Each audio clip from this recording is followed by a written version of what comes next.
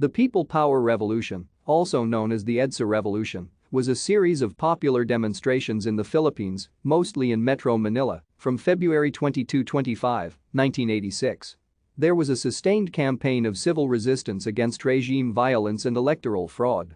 The nonviolent revolution led to the departure of Ferdinand Marcos, the end of his 20-year presidential term, and the restoration of democracy in the Philippines. It is also referred to as the Yellow Revolution due to the presence of yellow ribbons during demonstrations following the assassination of Filipino Senator Benigno Ninoy Aquino Jr. in August 1983 upon his return to the Philippines from exile.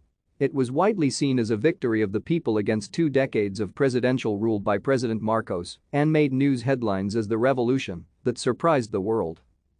The majority of the demonstrations took place on a long stretch of Epifanio de los Santos Avenue, more commonly known by its acronym EDSA, in Metro Manila from February 22–25, 1986.